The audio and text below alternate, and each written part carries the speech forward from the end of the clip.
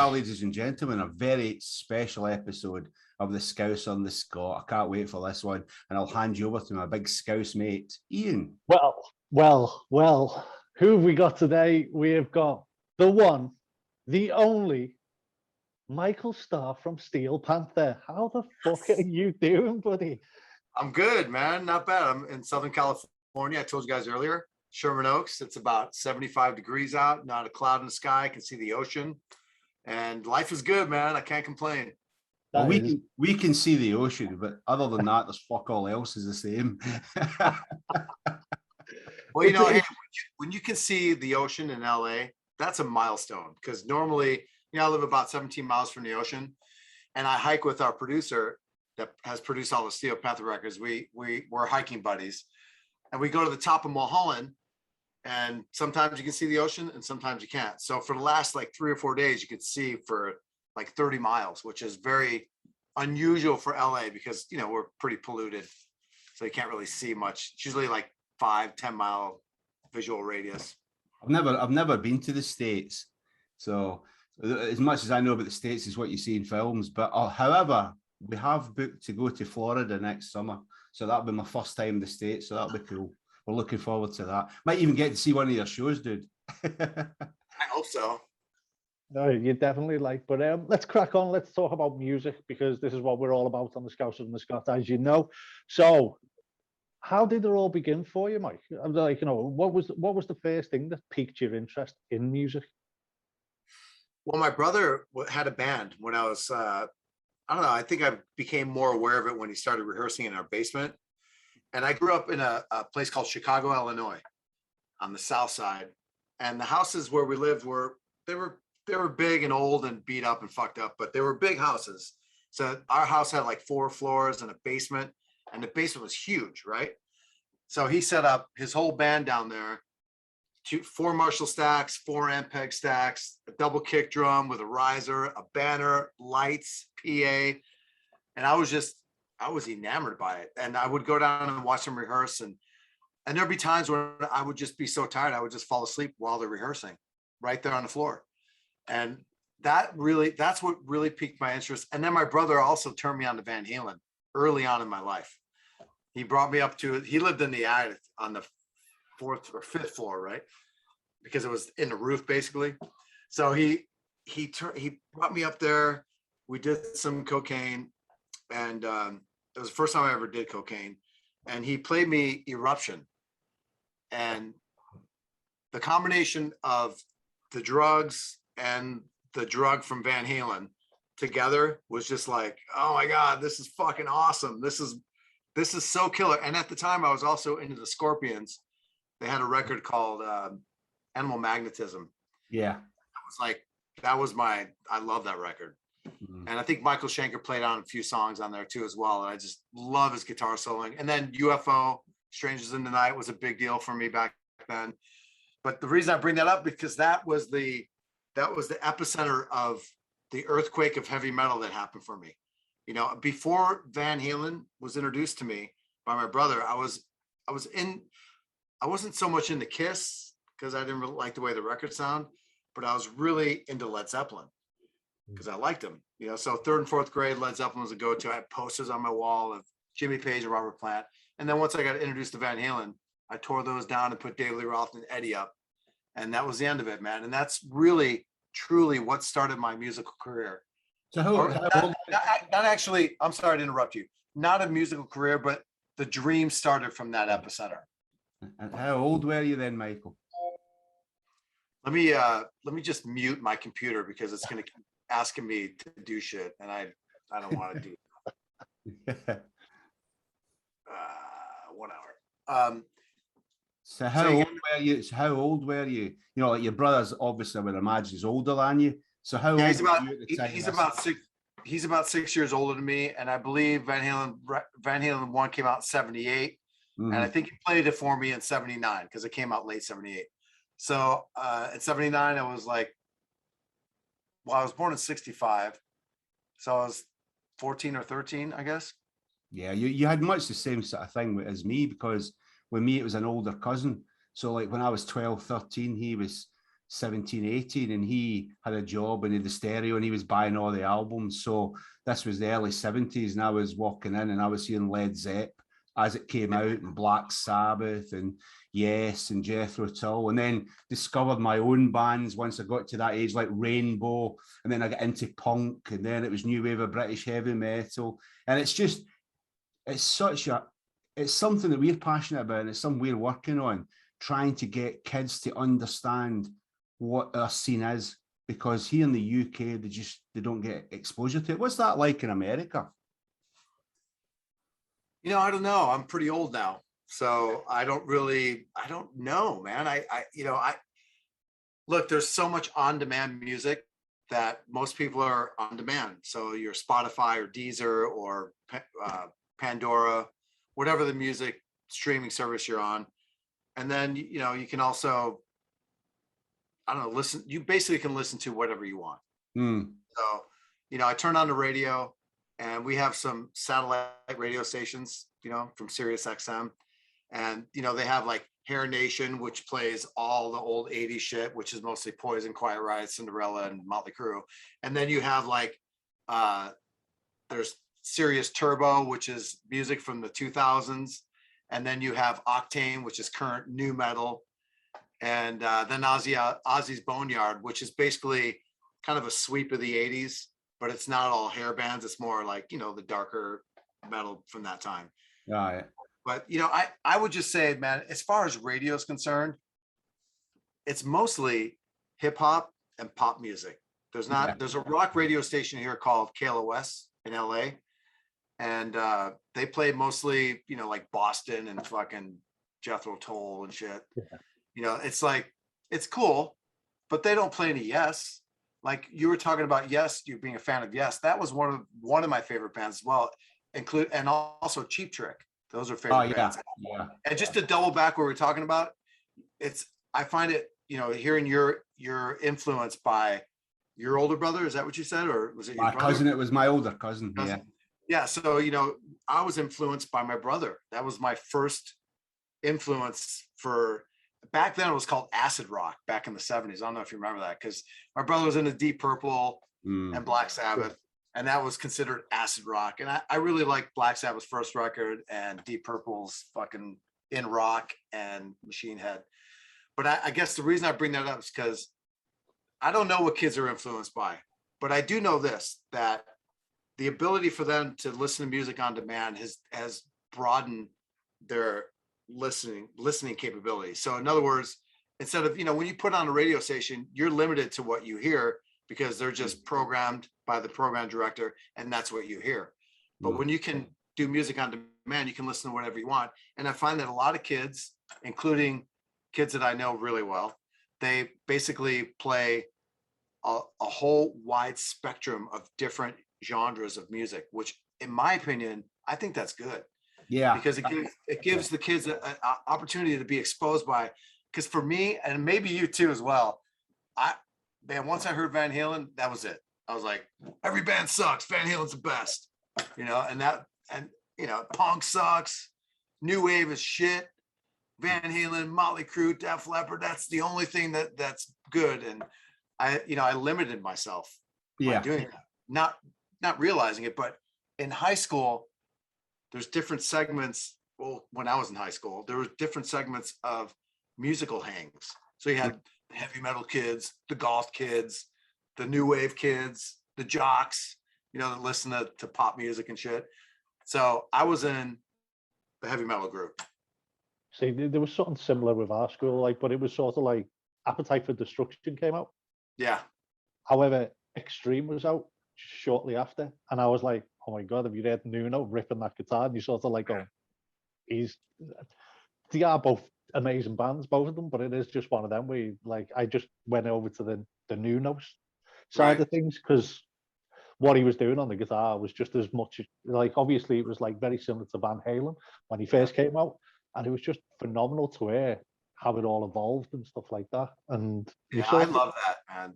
I really do. You know, there's another band that really, and I'm sure you guys probably are influenced by this band too, but Queen, like the first 45 I ever bought in my life was We Will Rock You. I took the bus by myself, went to the record store, bought it home on the bus, and listened to it over and over again. And then I bought News of the World, and you know, it just keeps going on, man. I've got to ask you, because obviously Freddie to me was the ultimate showman, and how much did he influence yourself and in your performances to this day? Well, obviously being a frontman, like, you know what I mean? Yeah, he was, as far as being a frontman, like I said before, I have blinders on. So heavy metal was really the only image I wanted to portray. So most of my influences were drawn from Diamond David Lee Roth, you know. You can't go wrong with Dave. Like, you know, that's the guy right there. No one can beat him. Bret Michaels trying to, but Bret's cool, but he still thinks David Lee Roth's cooler. You know what I mean? Yeah, I forgot the question. I'm so high right now.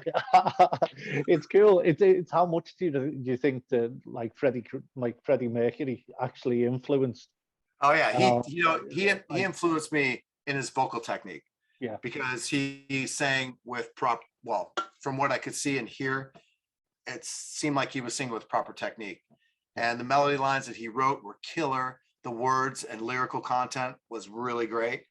And that influenced me a lot. And till this day, you know, I still warm up to some of his songs because they're rad. That leads us nicely on to the next question. Obviously, we are big in trying to educate people on how you improve yourself and stuff like that. You say that you warm up to Freddie. Now, I'd love to know how you actually warm up, because it's one of the hardest things, because it's most probably one of the key muscles in your throat that you've got to warm up correctly, or you are shot, and you can blow that quite easily. So what would you advise anyone, Mike? Well, I can just tell you what my experience is, and you can take it or leave it. It's because every warm-up works differently for every singer. But for me, when I first started, when Steel Panther started out, we were a cover band. So we were playing all those cover songs, and I never really warmed up. You know, we played maybe 3 or 4 times a week. I was younger, could just shake it off and just go sing, you know. And but when we started touring for real and doing radio in the morning, and the demand of the tour was, it's difficult. It's not easy.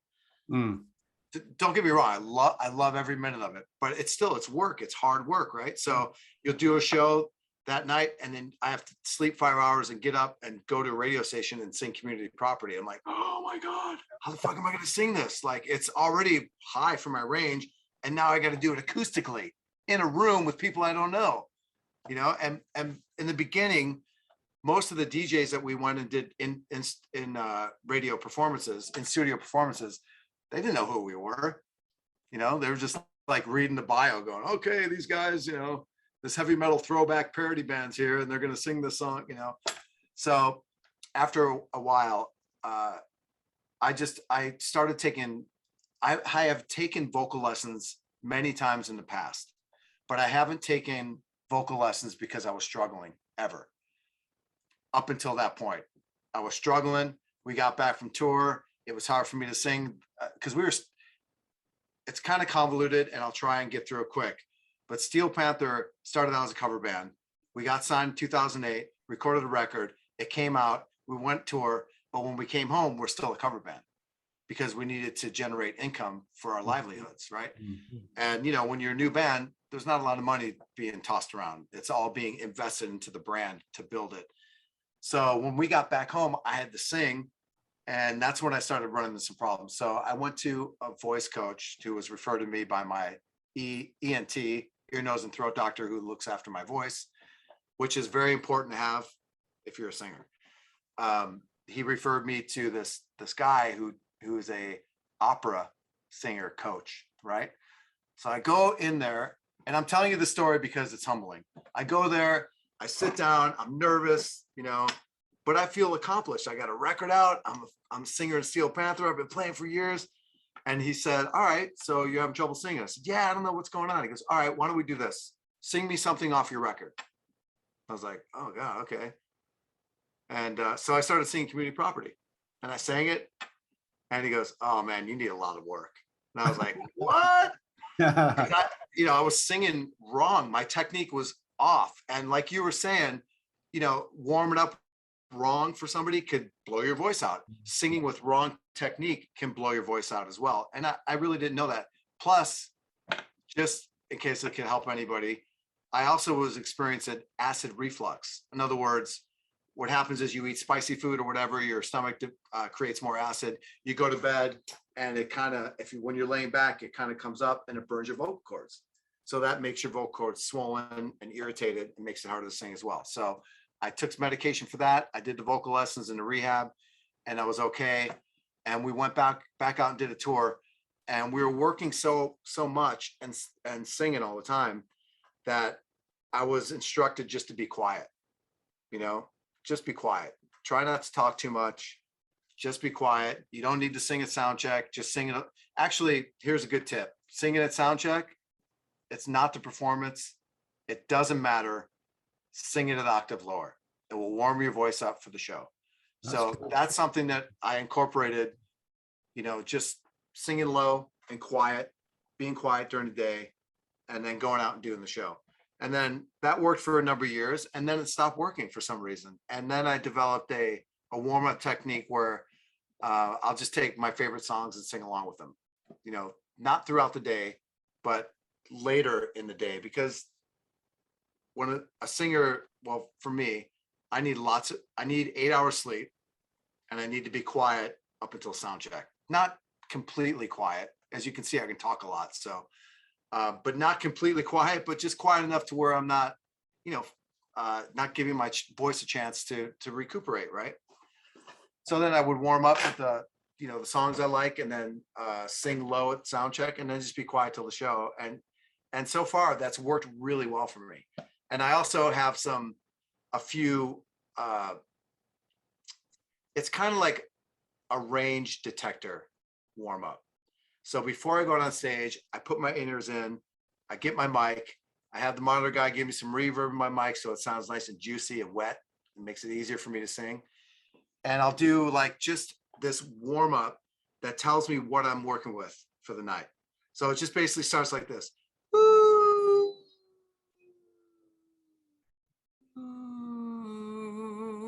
If there's no skips or word hits anywhere in that range all the way from the top to the bottom, I'm usually good to go. Right. Okay.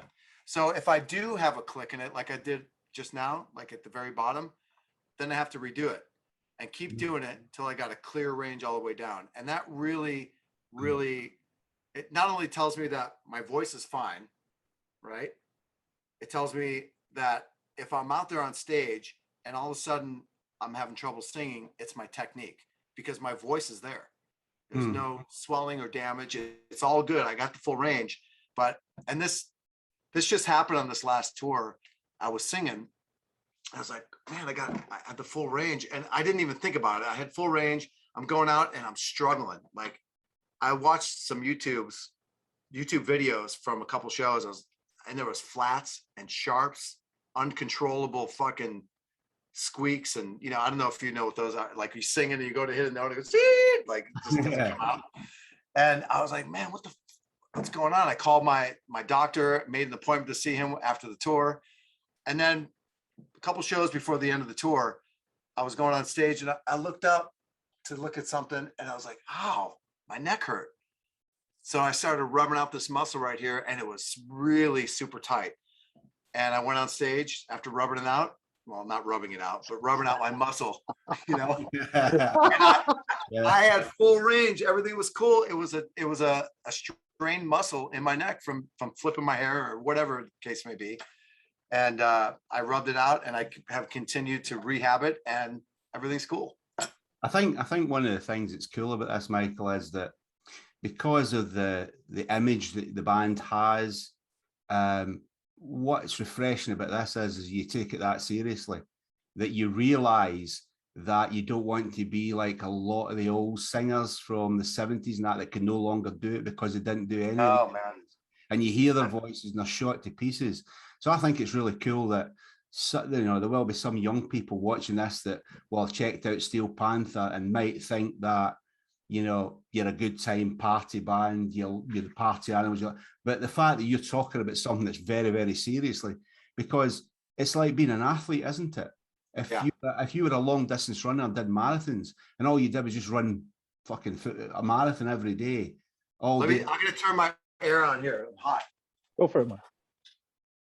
I'm getting nervous talking about myself. Okay, here I go. But yeah, I mean, it's really cool. So from that perspective, can we just talk a little bit about, you know, the early days of you being a singer, the Steel Panther, what you came up against? You know, it must have been, you know, because you were kind of after a lot of that period when what you do now was the hottest thing in the world. So you came after that. So can you talk us through what that was like when you were like coming along, and how did people react to you initially in the business? Well, it's a really great question, but it has a long backstory. So I'm going to try and do it quick. Okay. So, you know, when Nirvana came out, I was in an original band, and I was trying to get a record deal.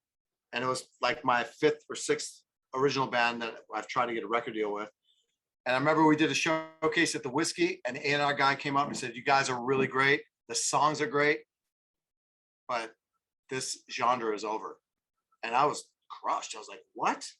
It's not, to me, it wasn't over. Nirvana sucked. This was like, this is metal. This is not over. And so that was the beginning of us starting Steel Panther as a cover band. You know, we started playing all the music that we loved that was like not cool anymore and not cool to listen to. All our contemporaries were cutting their hair and wearing, you know, boots and socks and shorts on stage and not dressing up and all the stuff and flannels. And I was just like, oh my God, what's happening? So that was one thing that was very traumatic for everybody that was into metal. You know, having it die right in front of your very eyes, right? And you know, we started playing at the Viper Room every Monday night, and we get stuff thrown at us, you know, like everybody. Well, not like everybody, I guess, just because of what we talk about in between songs. People were like, "Fuck you," throwing shit at us. But we had a fence in front of us, and that helped out a lot. It stopped a lot of the stuff. That's like the Blues Brothers, isn't it? What's the chick for across the stage? You'll find out later. Yeah. So we continue to play it, but this, you know, what happened is people that love that genre of music started coming, and it started to get popular, and people that were not even in metal bands were coming just to check it out and sit in and all the good stuff. And it was really fun. And we really didn't feel any negativity until we got signed. And like I was telling you about going to the radio stations, and you know, we went into iTunes, we went into Pandora in New York, and all the places you go when you're a new band just to try and sell your brand to them. And man, we hit a lot of resistance, like a lot. Yeah. And you know, MTV wouldn't play our first video. That's all but metal. And I have it framed. They gave us a list of things that we needed to change in the video. And it was the longest list you ever could imagine. It was like this long on a piece of paper, and the type was really small. And they said it was the most edits that they had ever given out to a band. So I took that as a badge of honor, and I framed it, and it's on my wall. But that's the kind of resistance. We had a radio promo guy from Universal that went, you know, that has a bunch of friends that are PDs, program directors, and they were just like, "No, dude, this is too dirty." And we're like, "Man, have you ever heard a hip hop song? You're telling me that Steel Panther is more dirty and more graphic than a hip hop song?" I felt like we were being snubbed, you know. And you know, we got snubbed for any Grammy nominations, snubbed for music awards, snubbed for all that stuff. And you know, after our first record, we, you know, heard all the critics, "Yeah, that record was an anomaly. They're a one-trick pony. They're not going to be able to continue their career." And we put out our second record, and they said, "This record sucks. It's not good. It's just like the first one. This band's going to be over. They suck. Heavy metal's dead." You know, every record we put out, we hear the same thing over and over and over and over again. And luckily, when I was younger, I used to read this magazine called Circus Magazine, and they had album reviews in there, and I would read them because I was interested. And I remember them, this is Van Halen's record, Fair Warning. And I remember the review of Fair Warning was, this record sucks. This band is over. The same narrative that I heard. And I was like, that's impossible. This band's amazing. There's no way, this critic is a dumbass. And so when I read that about us early on, I was like, oh, this is just the way it is, man. There's going to be people that hate you and people that like you and people that kind of like you. But for Steel Panther, it's only this. There's nobody that goes, oh, they're kind of good. They're either, fuck that band, I hate them, or man, they're the best band in the world.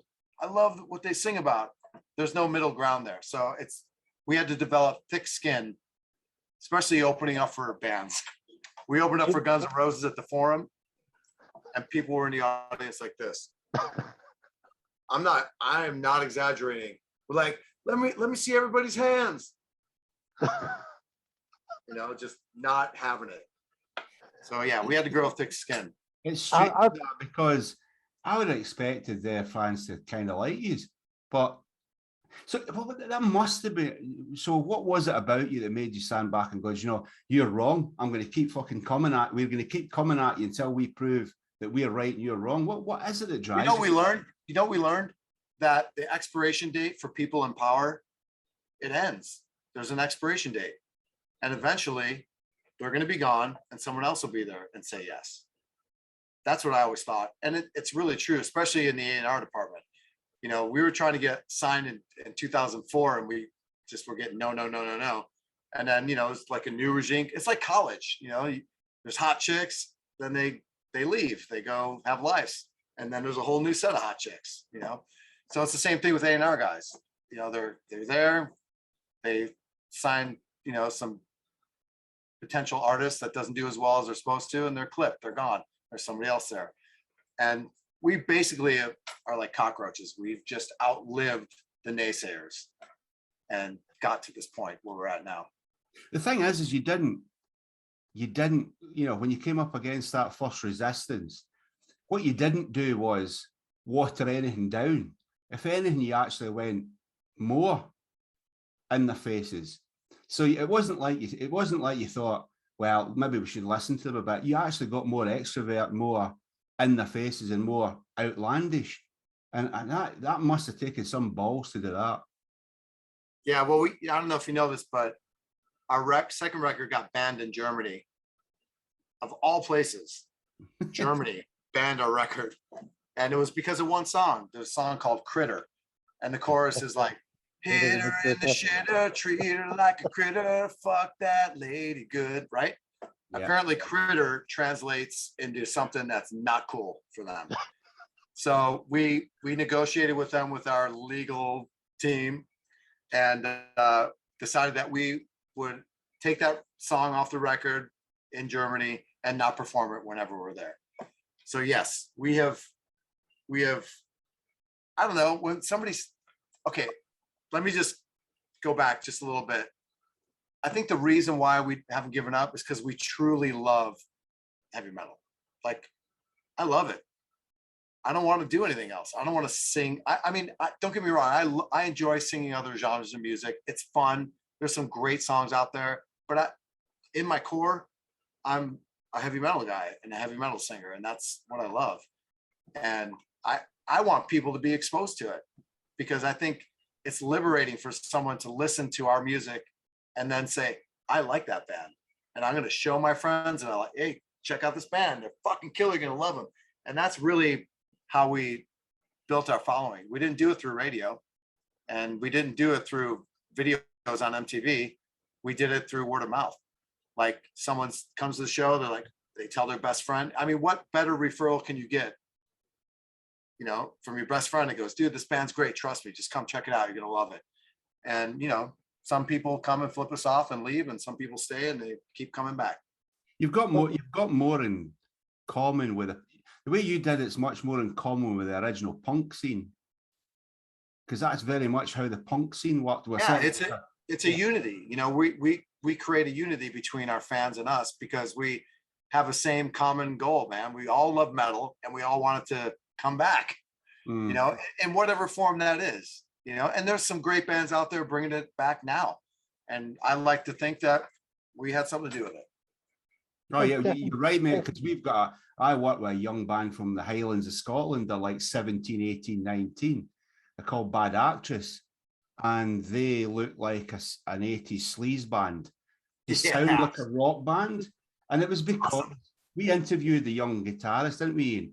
And it was like, how did you get into music? He says, I was 11 and my brother was 9, and we were bouncing in the bed, and my dad was playing AC/DC on MTV really loudly, and we were bouncing around. We're having so much fun. We turned to each other at 9 and 11 and said, "That's what we want to do." That's great. And I know. And when they go out and play, they entertain, and they're like you guys. It's like it's just, and they live for it, and it's so cool. It's great. It's still there, and it's I've been doing fucking hell. I've been into metal for the early 70s when it first came out, so it's still a strong thing. And we're like you. We just want it to get bigger, and we just want more kids to be exposed to it. And you know what?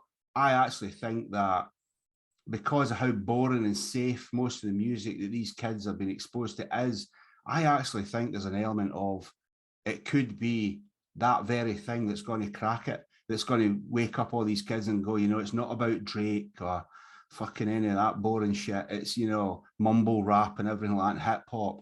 It's mumble rock. I like that. Fucking, it's just in mumble rap. It's just crap. You know what I mean? But it's like they need to get excited. If music doesn't excite them, and most of the music nowadays is just background noise. I don't know about you, but when I picked up vocals, I picked up guitar as well too. And to me, I had a guitar. I brought it to school. I would play it on campus because I was practicing, and people would start watching me, and I noticed that there was girls there checking it out, and I thought, man, this is cool. This right here can get me chicks. And I'm not trying to be funny. This is my perception as a kid. I'm thinking, all right, so I can play guitar and I can sing. The chicks dig it. This is cool.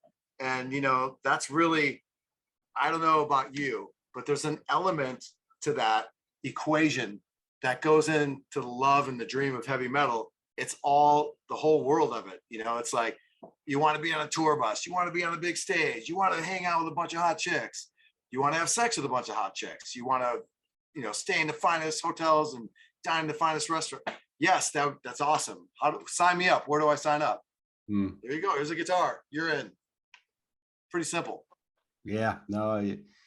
And you know what else is missing in music? The party element. Where's the party element?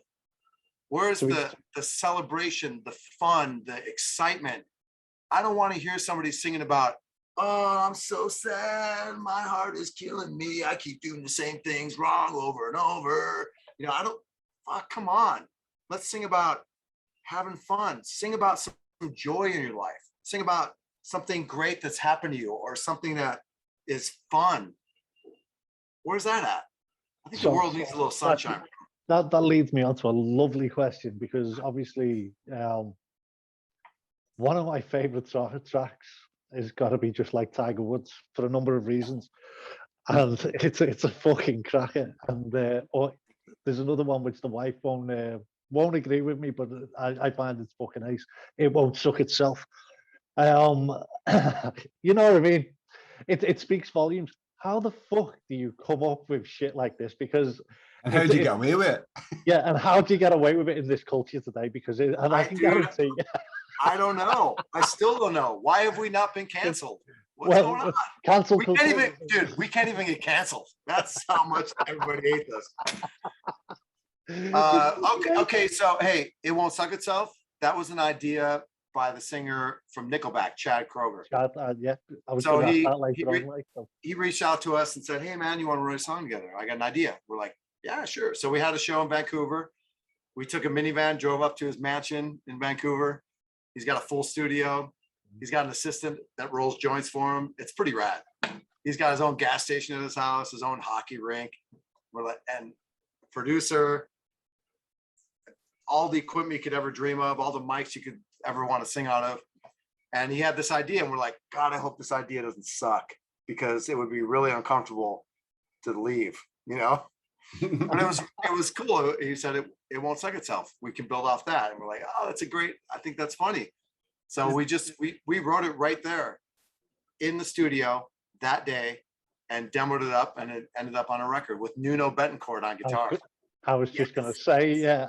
How did they like? Because obviously, personally, and I know you're a big fan of Nuno as well, because I've seen him join you on stage in a few shows now.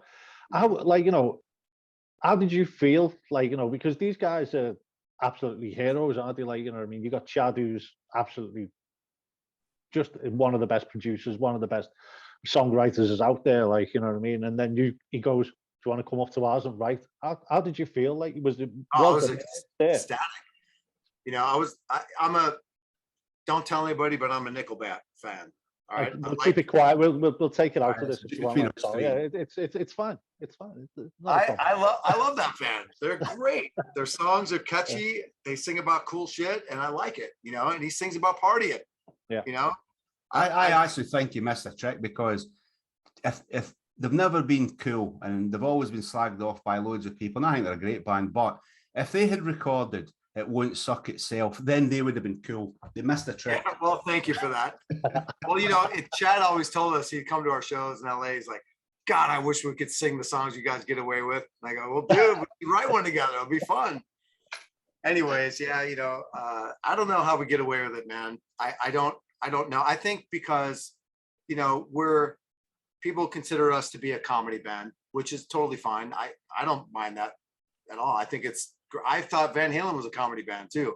David Lee Roth was hilarious on stage. The shit he would say to people, you know, you squirt water at me again, bro, and I'm gonna fuck your girlfriend. That was awesome. And I was like, he can actually fuck his girlfriend. This is so cool.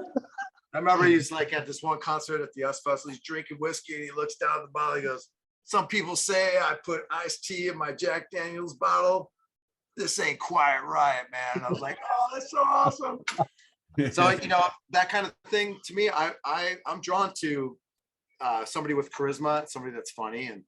And I think that since our band is tongue in cheek per se, I think that we're able to get away with that, you know, because, oh, they're just a joke band, you know, they don't mean anything.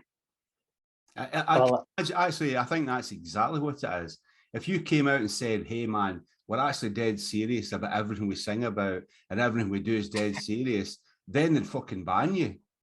Yeah, but we do. You know, the fun thing is you know, here's the ironic thing about our music and you were asking, like, how do you guys come up with this stuff, right?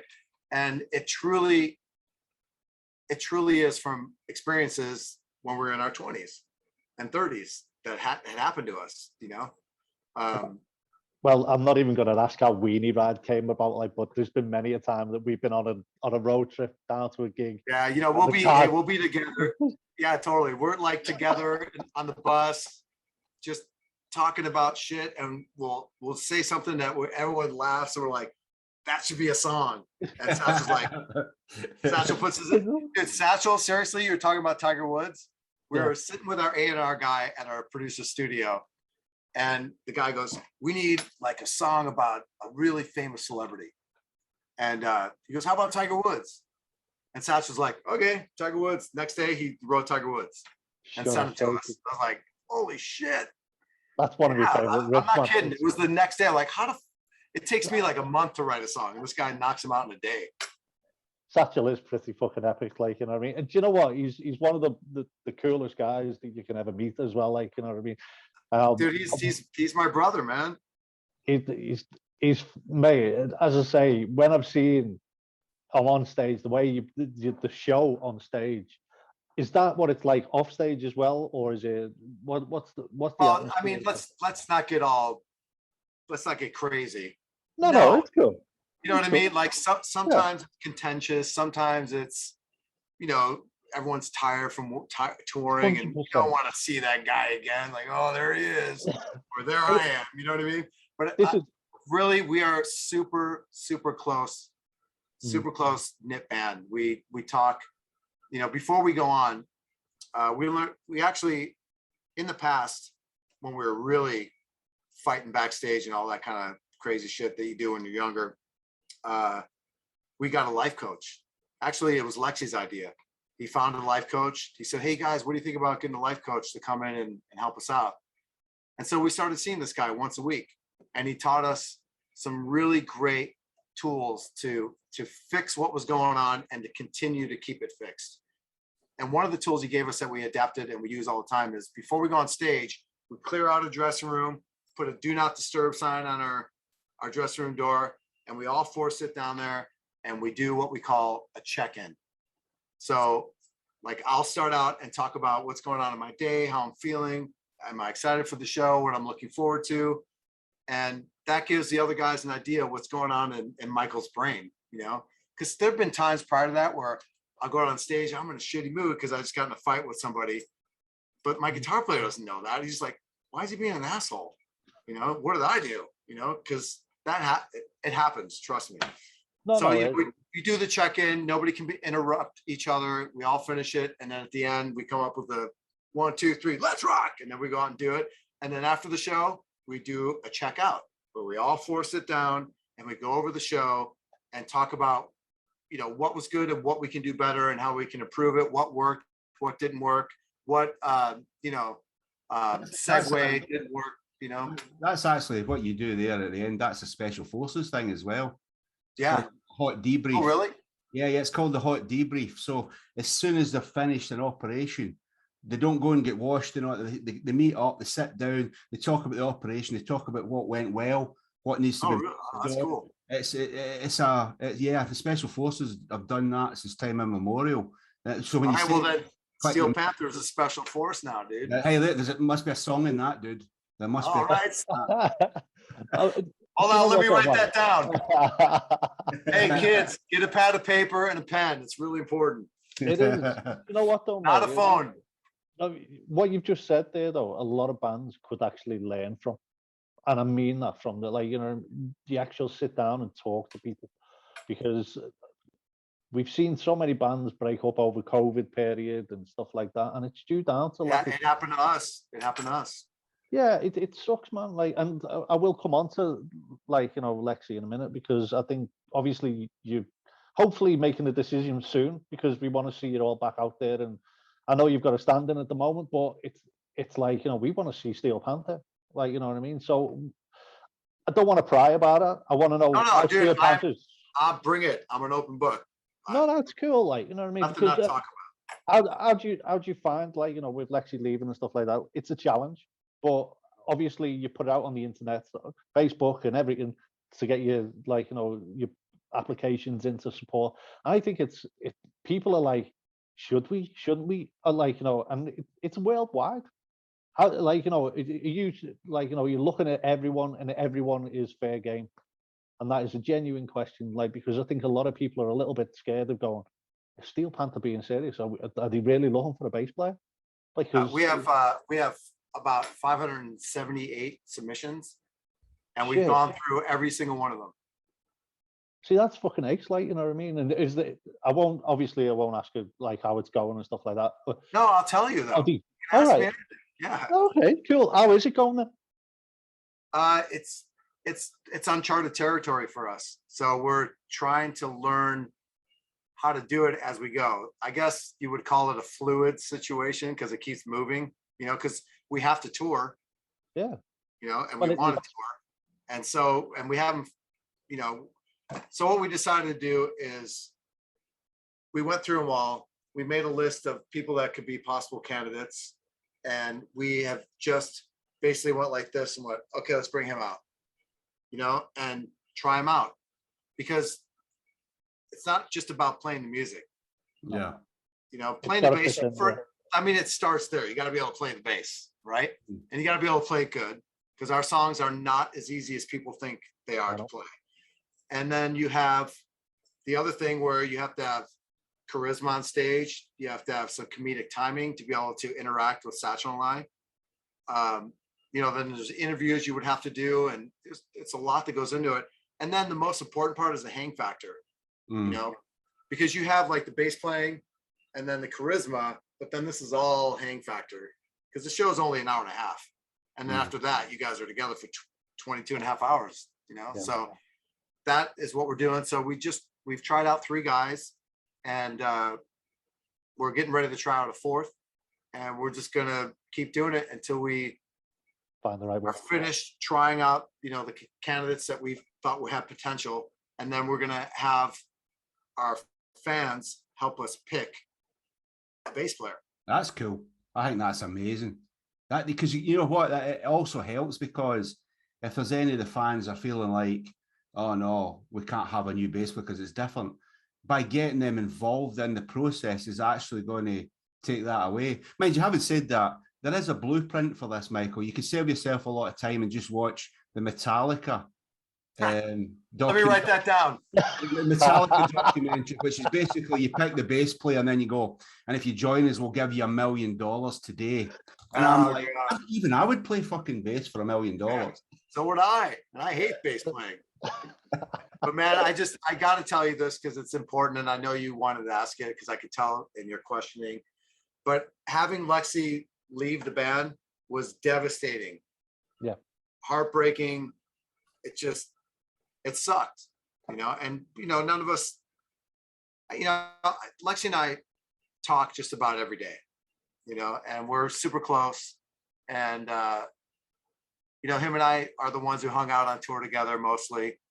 And so when he decided that he wanted to move on, it was like, oh my God, it's, you know, and we've been together for so long. It's like losing a family member, you know, and, you know, that guy has helped me through so many things in my life, so many things, you know, relationship issues, you know, personal issues, medical issues, just a guy to talk to. I don't know if you ever talked to him, but he's a super sweet, loving guy, and he has always been there for me. So it sucked. I'm sad he's gone, you know. But you know, at the same time, I want him to be happy too. So yeah, you know, he's moving on in a chapter of his life that he's wanted to do for a little bit now, and with a sad heart, I say, go do what you got to do, man. You know, it's got to be right for everyone, hasn't it? And if he's not happy, and this most probably comes out in the chats as well, like if it's not happy, the band can't evolve and do what it and needs to that's do. another thing too. You know, we have a voting process in the band, but what trumps the voting process is if somebody feels so strong they just can't, you know, it really freaks them out, then we'll reconsider it and make a change. Oh, it makes sense. It is sad, and that's coming from me, is that, like, you know, being a fan as well. Like, but like I say, I am really looking forward to seeing you guys back on the road because, like, you know, you're the thing which is keeping metal alive, in my opinion, at the moment. And like I say, in the UK, you've got one of the best followers going. Every time that we see it, like, you know, everyone's always talking about Steel Panther, like, you know what I mean? And it's great to actually see that there's a buzz about the music scene, and like, you know, you guys are like one of the leading forces behind it, definitely in the UK anyway. Like, so like I say, Yeah, I miss coming there. You know, we have tours planned. Hopefully they all stay. Fingers crossed. Yeah, fingers crossed.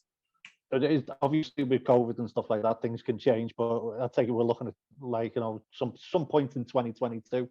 Oh yeah, absolutely. I mean, dude, look, we do this because we love it, but we also do it because, you know, that's how we make our living is touring. Yeah. So thankfully I have the best job in the world and I love my job, you know, but at the end of the day, what we do is we're being a service to people that spend money to watch us play. And our job is to entertain them, make them happy, and help them to forget about whatever's going on in their life for an hour and a half, you know? And it's a pretty awesome responsibility to have. And I'm grateful to have it. And it should never be underestimated. No, hell no. The power that's, you know, I mean, like by people that may look at what you do or look at our genres that we love and do it down, but it should not. But the entertainment side of what you do should never be undervalued, because if it makes a difference in somebody's life, that hour and a half it's made a difference might actually change their life significantly, depending on where they were at that point in time. They could have been in a black place. And you know what? I don't care what anybody says, but if you're going to watch Adele singing fucking miserable songs. It's not going to put you in a better fucking mood, is it? Well, at least she can sing. Oh, she can't. Oh, yeah. Oh, I mean, she You can't. know what I Sing. mean? Jesus fucking. Yeah, Christ. it's You know, just the feel dream. sorry for the partner. Yeah, you know, everything starts out with a dream. Mm. You know, at least for me, it has. You know, I started out dreaming about being on stage and being in Van Halen. You know, that's what I thought. I thought, God, if I could just be in Van Halen, this would be awesome. And you know, I never made it into Van Halen, but I did start. I didn't start it myself, but 4 guys started the Van Halen tribute, and I was a singer. So I got to be Van Halen. You know, I got to be David Lee Roth for several years, and even Satchel played in that band for a while, and that was fucking awesome. We were Van Halen for like fucking 3 years. It was killer, or pretending to be Van Halen. But you know, everything starts out as a dream. You know, I've always dreamed of touring the world. I always wanted to do that, and be in a band like Van Halen. And I feel like Satchel is the closest thing to Eddie Van Halen that I mean, I could, man, I don't know what to say. I feel, and Styx on drums, dude, he was just playing, him and I just did a session before this, and he recorded some drums on a song that Satchel wrote, and he wrote a bunch of parts to it. So he's really excited to show me. And man, the guy just like, Satchel will write the songs, and then he gives them to us, and then we put us on it, you know, and how we think it should be, not how we think it should go, but just like my voice is a distinct voice, and I pronounce words differently and all the stuff, and Styx plays drums differently. And I listened to what he put on there. I just told him, dude, you fucking kick ass. I mean, the song was already great, but having him put his flavor on it made it even greater, in my opinion. And so I can't wait to sing on it. So that's the next song we're singing on, and I'm really looking forward to doing that, man. And if And Satchel's just, he's crazy good. I don't know how to explain it, but. And you know what? The fact that you've been doing this for quite a number of years, and it's been more or less the same members, for you to still feel that way shouldn't be underestimated either. And that's why the chemistry side, this is aimed obviously at young new musicians, that's why the chemistry side, and I think your shared focus and that meeting that you have before you go in and talking about it, and then the hot debrief afterwards, it all works together. It takes every component of that to make this work. But the main thing is to be fucking excited about what you're doing, what you've done. You're not resting in your laurels. You're not thinking, oh man, we've played all over. At this age, I can't rest on my laurels. Yeah. My arthritis will kick in. I have to keep moving. You know, I got, you know, like you're saying, man, it is like being an athlete, because you have to be, look, I don't want to go on stage and not be able to run around or move. I don't know. I don't like watching a band where the singer is just standing there. I like to watch a band where the singer is running around and engaging with the whole audience. I like that. So yeah, man, you know, I gotta train at the gym. You know, I gotta do rehab on the stuff that is all beat up from jumping off the drum riser all those years. You know, my knees are a little shot, but I can get by, you know, with a couple stretches and shit. So there's no Dave Lee Roth split kicks anymore? No, not anymore, man. No. I can still just do like lift my leg up high, but as far as like doing a toe jump off the drum riser, I did that on the first tour, and after that, I couldn't do it anymore. Love it. Mike, I've got one last question for you, mate, and I really appreciate your time. And it's, how often do you go out and check out new up-and-coming bands, unsigned bands? And would you ever consider taking an unsigned band out with you on tour? We do all the time. Yeah, absolutely. And I like to watch the bands that open up for us. And then when we're at festivals, I'll go watch all the early bands, because we usually get there early because we're not headlining. So we're there early. And I watched all the bands that are up and coming. They may be signed at that point, but they're still up and coming. And I'm a Spotify guy, and I usually will listen to new bands for the rock genre. And I've been finding a lot of killer heavy metal bands, and unfortunately their names elude me at this point right now. But I'll tell you right now, mate, I do a radio show in Scotland Rocks Radio every Friday night for 2 hours, and it's all grassroots rock, metal, and all points in between, even country rock and shit like that. And right now, the metal that's coming out of Finland is fucking off the scale. Oh, I just did I did a guest vocal for a band called Crash Diet. Oh yeah. And I'm trying to get them to I want to do a tour with them and Reckless Love. I think that would be really fun. Yeah, right. Yeah. That's. I mean, it's between metal coming out of Finland and rock coming out of Sweden. But I'll tell you right now, over here in the UK, there's some fucking amazing bands. I mean, like, I'm 60, and this is the best. As far as rock and metal, it's the best it's ever been over here, bands-wise. The music that's been produced is fantastic, but the problem is it's not cool, so the audiences aren't there for them.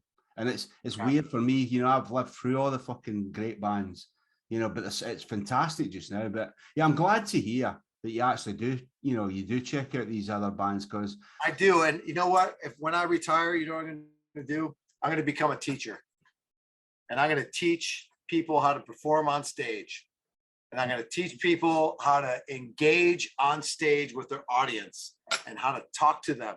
Because it's not something I mean, you could be born with it to a certain extent, but you still have to develop the craft. And the way you develop is by failing. You know, I've gone out and started the show, or Satchel starts the show and he introduces me.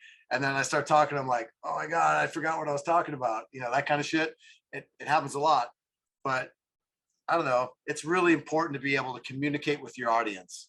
Yeah. And to get them to engage with you. And I think a lot of bands, they may have good songs, but that's not all it is. It's not good songs and just the image. Having good songs and an image is killer, but you have to be able to translate all that good stuff live. Yeah, you can't do it. You can't do it live. Nobody gives a fuck. No, and you know, you're right, because I mentioned the young band mentoring program that we run over here, and we've had like seasoned professionals, like older guys, talk to them, like do these Zoom conferences with them about any aspect. And one of the best ones that we had was a singer talking about engaging live. And all these young kids were like, we never thought of that. We never thought of that.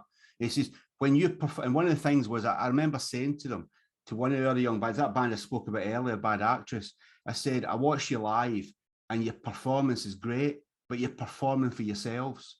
Yeah. Now there's a band coming on that's headlining who are 25, 30 years older than you. Watch the difference. And the very next night, that young band came out and they'd literally taken on everything that they'd seen. And the difference was palpable. And the difference was they had lost their fear and they were bringing the audience in right for the word go. Yeah, well, just one thing I would like to say to young artists out there. Just remember that your ego is not your amigo. Yeah. Right? So if you're in a band with 4 guys, just remember you're just one of the pillars holding up the roof. You're not the main guy, you know, because for me, I'm the lead singer of Steel Panther, right? Why is the guitar player talking? I'm the lead singer. Shut up. We used to argue about it all the time. Like, dude, I'm the singer.